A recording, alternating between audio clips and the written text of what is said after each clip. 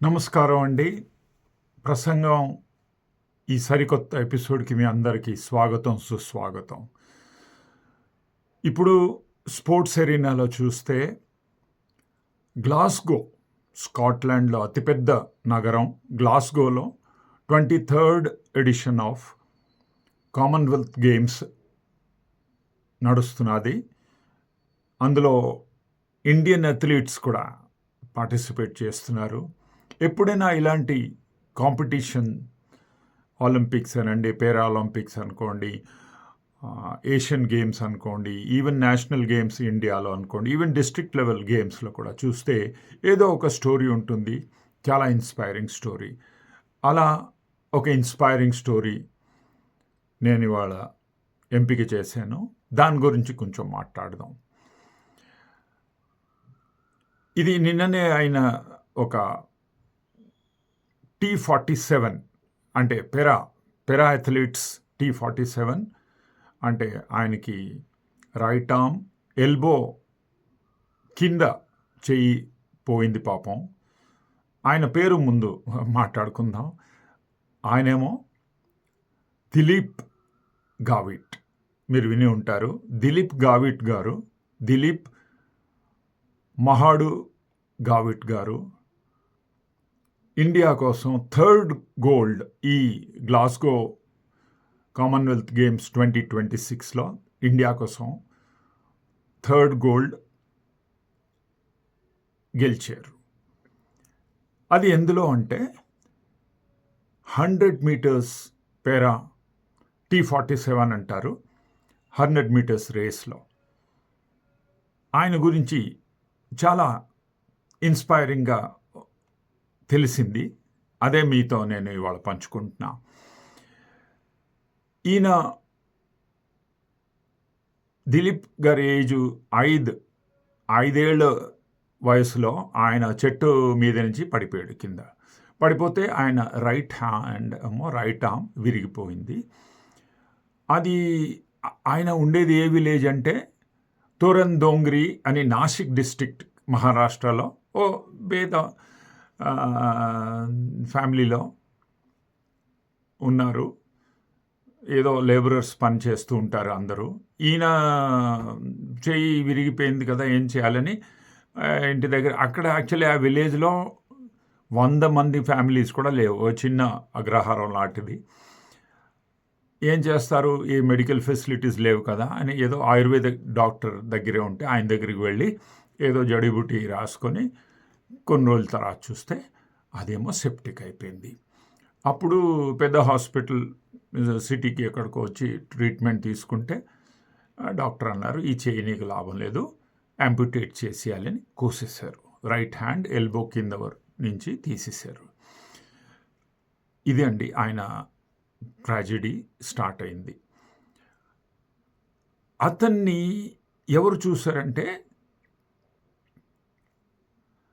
ఆయన కోచ్ వైద్యనాథ్ కాలే అని ఒక అతను, ఆయన కూడా స్పోర్ట్స్ పర్సన్నే. ఆయన ఏదో సుమారు ఇలా ఈ విలేజ్కి వెళ్తే చూశారు, ఈయన ఏంటి ఇలా పరిగెడుతున్నారు ఇటు అటు.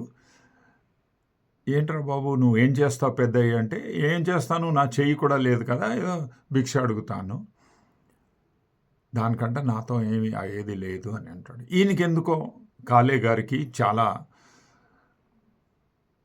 అనిపించింది, ఈ అబ్బాయి కోసం ఏదో ఒకటి చేయాలి, నేను ఈ అబ్బాయిని తీసుకుంటాను, మా ఫ్యామిలీతో నేను పెంచుతాను, ఆయనకి బెటర్ లైఫ్ ఇద్దామని ట్రై చేస్తాను అని ఆయన స్కూల్లో వెళ్ళి మాట్లాడడం, స్కూల్ వాళ్ళు వాళ్ళ ఇంటి వివరాలు చెప్తే వాళ్ళ ఇంటికి వెళ్ళి మాట్లాడదాం. వాళ్ళ తల్లిదండ్రులు పాపం ఇంకా 4-5 పిల్లలు ఉన్నారు, అందరూ ఇలాగే శ్రమజీవులు, ఎక్కువ డబ్బులు లేవు, పేద పరిస్థితి మనకి తెలిసిందే ఆ స్టోరీ. సో వాళ్ళు ఒప్పుకున్నారు, మీరు తీసుకెళ్ళండి, మీరు డబ్బు కోసం వచ్చారా అని అడిగారు. లేదు, నాకు డబ్బు అక్కర్లేదు, నేను ఈ పిల్లగాడికి ఏదైనా ఒక బెటర్ లైఫ్ ఇద్దామని అనుకుంటున్నాను, నేను ట్రై చేస్తాను అన్నారు. ఆయన చూశాడు, ఈయన కొంచెం చురుగ్గా పరిగెడుతున్నాడు, ఏదైనా స్పోర్ట్స్ అంటే చాలా ఇష్టం పాపం అబ్బాయికి, దిలీప్ గోవిత్ గారికి. సో ఆయన తీసుకొచ్చాడు, ఇంటికి తీసుకొచ్చారు. ఇంట్లో అందరూ చూసి ఆశ్చర్యపడిపోయారు. ఏమిటండి మీరు ఇలాంటి పనులు చేస్తారు? మొన్ననే పెళ్ళయింది. మనకొక ఫ్యామిలీ అని ఉంది. మీరు ఎవరో పిల్లాడిని తీసుకొచ్చి నేను పెంచుకుంటాను అంటే పర్వాలేదులే చూద్దాం అనుకోని ఏదో చెప్పిన తర్వాత వాళ్ళ ఆవిడ కూడా, జ్యోతి ఆవిడ పేరు, ఆవిడ కూడా స్లోలీ ఈ అబ్బాయిని సరిగ్గా చూడడం, సరిగ్గా తిండి పెట్టడం, స్కూల్‌కి పంపించడం, స్కూల్‌లో కూడా గ్రాడ్యుయేషన్ వరకు చూశారు. వాళ్ళకి కూడా 2 పిల్లలు ఉన్నారు. ఇంకో 4 ఇలాంటి వాళ్ళనే పెంచి వాళ్ళు ఒక అకాడమీలా చేసి ఆయన రన్ చేస్తున్నారు. ఏదో స్పోర్ట్స్ అకాడమీ. ఈయన పాపం స్పోర్ట్స్ ఎక్కువ గ్రేట్ నేషనల్ లెవెల్ వరకు వచ్చారు. మన కాలే గారు, వైద్యనాథ్ కాలే గారు. సో ఈయన్ని పట్టుకొని ఏం చెప్పేవాడంటే, నువ్వు ఆర్డినరీ, నీకేమి ప్రాబ్లం లేదు, నువ్వు డిజేబుల్డ్ అసలు కాదు, ఆ మనసు నుంచి తీసి అది నీ మనసులోంచి అది పీకి అనుకో, నువ్వు ఒక నార్మల్ బాయ్, నువ్వు వెళ్ళి నార్మల్ వాళ్ళతోనే పార్టిసిపేట్ చేయి, కంపీట్ చేయి. అలా కంపీట్ చేస్తూ 100 మీటర్స్, 200 మీటర్స్, 400 మీటర్స్ రేస్లో ఆయనకి మెడల్స్ రావడం స్టార్ట్ అయింది. ఆయన to the extent Khelo India 2019లో మహారాష్ట్ర కోసం రిప్రజెంట్ చేస్తూ 4x400 మీటర్స్ రీలే రేస్లో మహారాష్ట్ర కోసం బ్రోంజ్ మెడల్ గెలిచారు. ఆ టీంలో ఈయన కూడా ఉన్నారు. ఆ టీం యాక్చువల్ నార్మల్, అది పేరా కాదు. అలా అన్నమాట. ఆ యాటిట్యూడ్లో ఆయన పెరిగాడు. ఆయనకి ఎప్పుడు అదే యాటిట్యూడ్ ఉంది, నాకు అసలు ఏం ప్రాబ్లం లేదు, నేను నార్మల్ వాళ్ళలాగే నేను కాంపీట్ చేయగలను అని అనుకునేవాళ్ళు. తర్వాత స్లోలీ పెరా వాళ్ళకి ఆ గ్రూప్లో ఇంక్లూడ్ చేయించుదామని 200 మీటర్స్, 400 మీటర్స్లో ఆయన నేషనల్ లెవెల్లో పార్టిసిపేట్ చేసి గోల్డ్ గెలిచి 2023 ఏషియన్ పారా ఒలింపిక్స్లో, అది ఎక్కడైంది, చైనా హ్యాంగ్‌ఝూలో అయింది, అక్కడ ఆయనకి గోల్డ్ మెడల్ వచ్చింది. సో ఈ ఏడాది గ్లాస్గోలో అవుతున్నప్పుడు ఈయన 400 మీటర్స్ పరిగెడదాం, రేస్లో కంపీట్ చేద్దాం అంటే అక్కడ లేదు, ఆ ఈవెంటే లేదు, 400 మీటర్స్ది పీకేశారు. అయితే ఏం చేయాలని 100 మీటర్స్లో వెళదాం, ట్రై చేద్దాం అని ఇద్దరు అనుకున్నారు. కోచ్ మన కాలే గారు, ఇంకా మన దిలీప్ గారు, గావిట్ గారు. సో వాడు వెళ్ళి ఆయన కంపీట్ చేసి, ఆ రేస్ కూడా మీరు చూసి ఉంటారు లేకపోతే చదివి ఉంటారు. ఆ రేస్లో బిగినింగ్ ఈయన 400 మీటర్స్ రేస్ లాగే స్టార్ట్ చేశాడు. పాపం ఫస్ట్ 50 మీటర్స్ ఈయన ఎక్కడో ఉన్నాడు, అసలు లాస్ట్ అయిపోతాడేమో అనుకున్నాడు ఆయన కూడా. కానీ అప్పుడు ఆయనకి జ్ఞానోదయం అయింది. అరే బాబు, నేను 100 మీటర్స్ పరిగెడుతున్నాను, నేను ఫాస్ట్గా పరిగెట్టాలి. అప్పుడు ఫాస్ట్గా పరిగెట్టి 4th పొజిషన్ క్రాస్ చేసి ఫస్ట్ గోల్డ్ మెడల్ వరకు వచ్చేసారండి. 10.71 అసలు కామన్వెల్త్ గేమ్స్ రికార్డ్.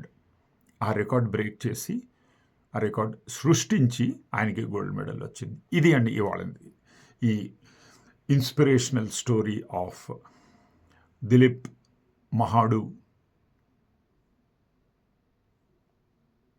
సో ఆయన లాంటి వాళ్ళు చాలామంది ఉన్నారు. మనం లాస్ట్ టైం కూడా పారా ఒలింపిక్స్లో చూసాం, కాళ్ళు చేతులు లేని సంధ్యారాణి ఆర్చరీలో ఎంత బాగా కంపీట్ చేస్తుందో అని. సో ఇవన్నీ ఇన్స్పిరేషనల్ స్టోరీస్. సో మీ వరకు తీసుకురావాలని అనుకున్నాను, అందుకు చెప్పాను. మళ్ళా వచ్చే వారం వచ్చే ప్రసంగం ఎపిసోడ్లో కలిసే వరకు మీ అందరికీ గాడ్ బ్లెస్. జాగ్రత్తగా ఉండండి, హ్యాపీగా ఉండండి. May God bless you all in all your endeavours. May India get lot of medals in the running Commonwealth 2026 Glasgow edition. Take care. Bye-bye. God bless.